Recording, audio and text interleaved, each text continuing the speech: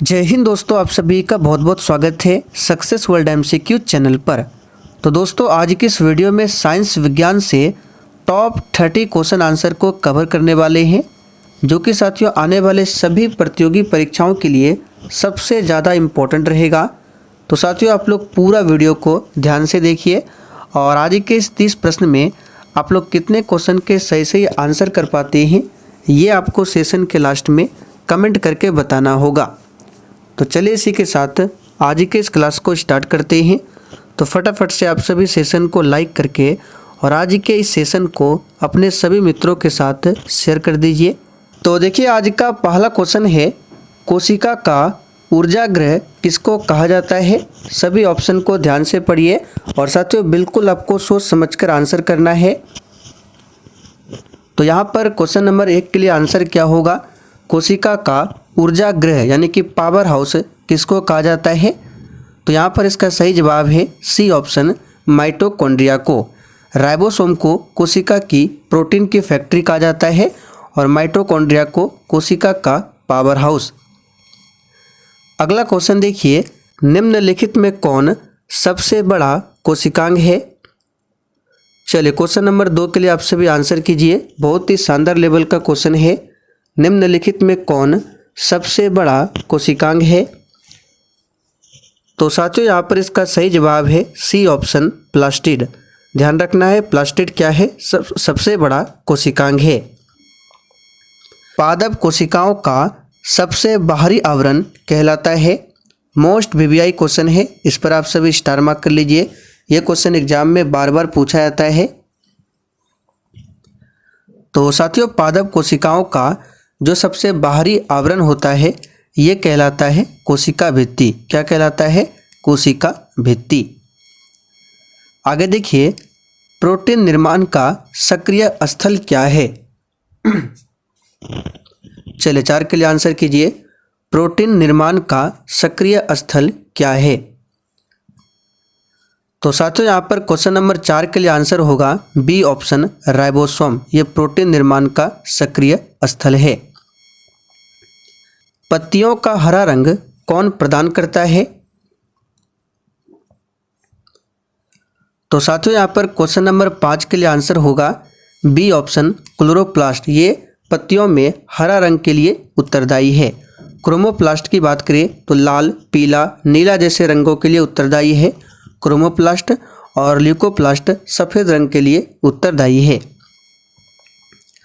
आगे देखिए, कोशिका की आत्महत्या की थैली कहलाता है। चलिए क्वेश्चन नंबर 6 के लिए आंसर बताइए। और साथियों, जो भी चैनल पर पहली बार आए हैं आप लोग क्लास टाइमिंग को नोट कर लीजिए। ये क्लास आपको डेली शाम 7:30 बजे लाइव चैट के साथ दिया जाता है। तो प्यारे साथियों, कोशिका की आत्महत्या की थैली जो है लाइसोसोम कहलाता है। यहाँ पर ए ऑप्शन आपका सही जवाब है, लाइसोसोम। राइबोसोम को कोशिका की प्रोटीन की फैक्ट्री कहा जाता है, राइबोसोम को। अस्कर्वी रोग किसकी कमी से होता है। तो साथियों, अस्कर्वी रोग की बात करें, यह विटामिन सी की कमी से होता है। विटामिन सी का रासायनिक नाम क्या होता है, एस्कॉर्बिक एसिड। और विटामिन बी की कमी से क्या होता है, बेरी बेरी। यहाँ पे लिख देते हैं बेरी बेरी। और विटामिन बी का रासायनिक नाम क्या है, थायमीन। थायमीन विटामिन बी का रासायनिक नाम है। विटामिन ए का रासायनिक नाम है रेटिनॉल। और विटामिन ई का रासायनिक नाम क्या है, टोकोफेरॉल। इसे भी ध्यान रखिएगा, टोकोफेरॉल। आगे देखिए, प्रोटीन की खोज किसके द्वारा किया गया था।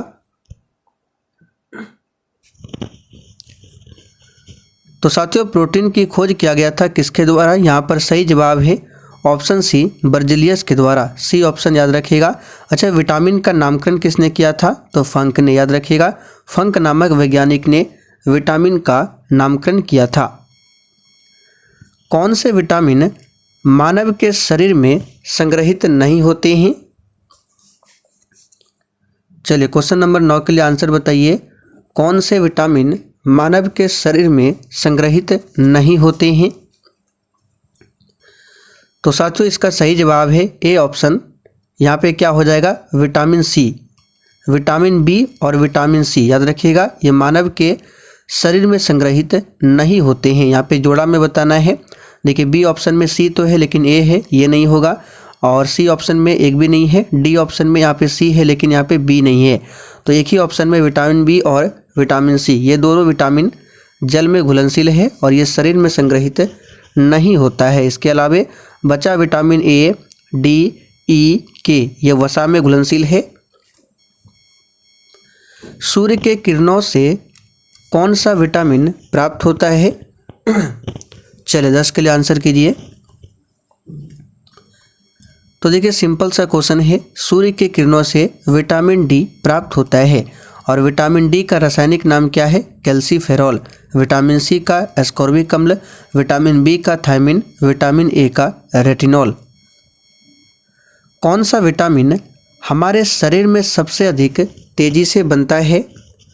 और देखिए साथियों, प्रश्नों के साथ हम आपको जितने भी एक्स्ट्रा फैक्ट को बता रहे हैं आपको केवल ध्यानपूर्वक सुनना है। इससे होगा क्या, आपका प्रॉपर तरीके से रिवीजन होगा। तो साथियों उस विटामिन का नाम है विटामिन डी, जो कि हमारे शरीर में सबसे तेजी से बनता है। गोल्डन चावल में कौन सा विटामिन पाया जाता है? चलिए 12 के लिए आंसर कीजिए। गोल्डन राइस में कौन सा विटामिन पाया जाता है? तो साथियों ये पूछा हुआ क्वेश्चन है, इसका सही जवाब है ऑप्शन डी, विटामिन ए पाया जाता है गोल्डन चावल में। किस विटामिन को हार्मोन कहा जाता है?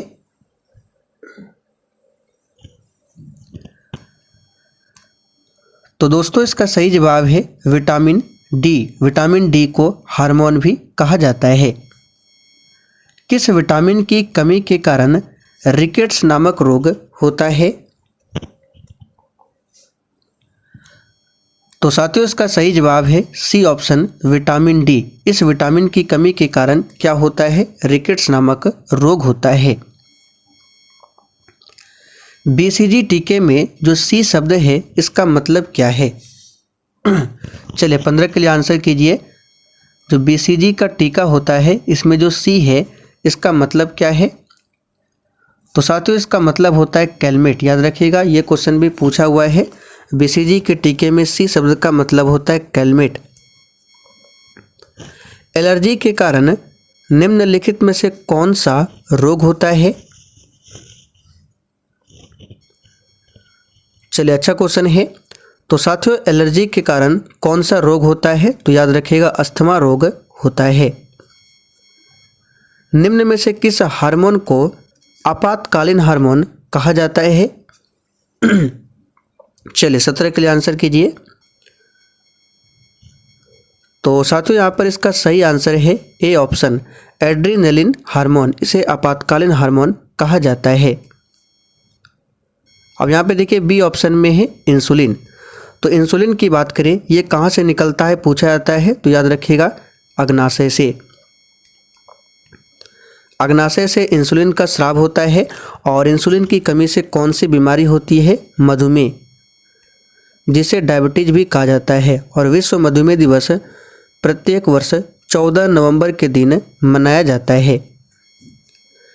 चलिए आगे देखिए, H1N1 विषाणु का प्रायः किस बीमारी के संदर्भ में उल्लेख होता है? यहाँ से आपको दो वायरस याद रखना है। एक हो गया आपका H1N1 और एक होता है H5N1। यहाँ पे लिख देते हैं H5N1। H5N1 जो वायरस है बर्ड फ्लू के लिए उत्तरदायी है और H1N1 वायरस जो है ये किसके लिए? स्वाइन फ्लू के लिए उत्तरदायी है। तो यहाँ पर दोनों ऑप्शन को ध्यान रखना है, स्वाइन फ्लू H1N1 और बर्ड फ्लू H5N1। पायरिया से प्रभावित होने वाले मानव शरीर के अंग कौन से हैं? तो साथियों पायरिया से प्रभावित होने वाले मानव शरीर के अंग है दांत और मसूड़े। अगला क्वेश्चन देखिए, निम्नलिखित में से कौन विटामिन का सबसे अच्छा स्रोत है? यहाँ पे देखिए क्वेश्चन थोड़ा सा कुछ अलग है। यहाँ पे कर लीजिए विटामिन सी। अब बताइए निम्नलिखित में से कौन विटामिन सी का सबसे अच्छा स्रोत है? तो तो प्यारे साथियों, विटामिन सी का जो सबसे अच्छा स्रोत माना जाता है संतरा को माना जाता है। ऑप्शन के अकॉर्डिंग चलना है, संतरा, यहाँ पर सी ऑप्शन सही है। टमाटर में ऑक्जेलिक अम्ल पाया जाता है। वेरियोला विषाणु के कारण कौन सी बीमारी होती है? चलिए स्टार मार्क कीजिए, अच्छा क्वेश्चन है, वेरियोला विषाणु। तो प्यारे साथियों, वेरियोला वायरस के कारण होती है कौन सी बीमारी? तो यहाँ पर इसका आंसर हो जाएगा ऑप्शन सी, छोटी चेचक। रिकेट्स किस विटामिन की कमी से जुड़ी बीमारी है? याद कीजिए, अभी हमने थोड़ी देर पहले बताया था रिकेट्स किस विटामिन की कमी से होने वाला यह रोग है। तो साथियों, इसका सही आंसर है विटामिन डी की कमी से होता है रिकेट्स। और इसका रासायनिक नाम क्या है? कैल्सीफेरॉल। विटामिन सी का एस्कॉर्बिक अम्ल, विटामिन बी का थायमिन और विटामिन ए का रासायनिक नाम होता है रेटिनॉल। अगला क्वेश्चन देखिए, मलेरिया किसके कारण होता है? चलिए, बहुत ही जबरदस्त क्वेश्चन है, आंसर कीजिए। मलेरिया किसके कारण होता है? तो साथियों, मलेरिया जो होता है ये प्रोटोजोआ के कारण होता है। अब यहाँ से क्वेश्चन बन सकता है कि कौन सा प्रोटोजोआ है? तो प्लाज्मोडियम नाम का एक प्रोटोजोआ है जिसके कारण होता है मलेरिया। एथलीट फुट खाली स्थान के कारण होता है।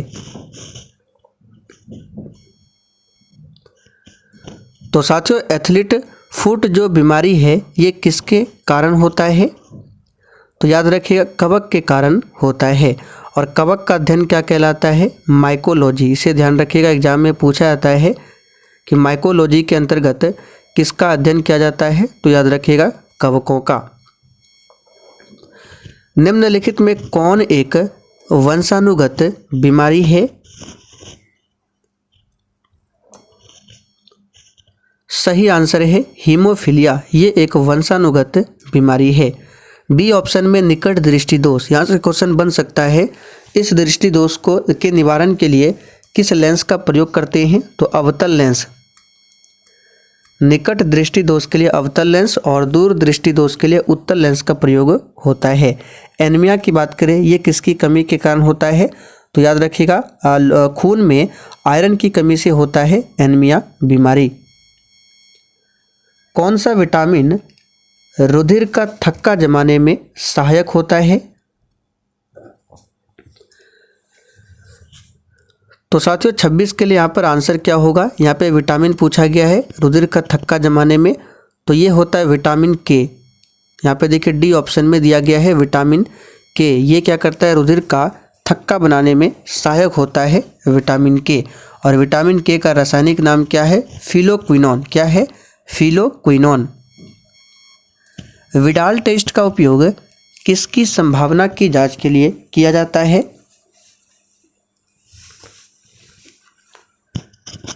तो प्यारे साथियों, विडाल टेस्ट का जो उपयोग होता है टाइफाइड की जांच के लिए होता है। यहाँ पर बी ऑप्शन आपका सही जवाब है, टाइफाइड।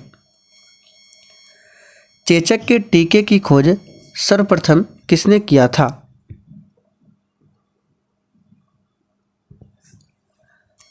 बिल्कुल सिंपल क्वेश्चन है और ये क्वेश्चन बार बार पूछा जाता है। साथियों, एडवर्ड जेनर ने चेचक के टीके की खोज किया था। HIV किससे संबंधित है? चलिए आंसर बताइए। HIV ये क्या है? तो एक प्रकार का वायरस यानी कि विषाणु है।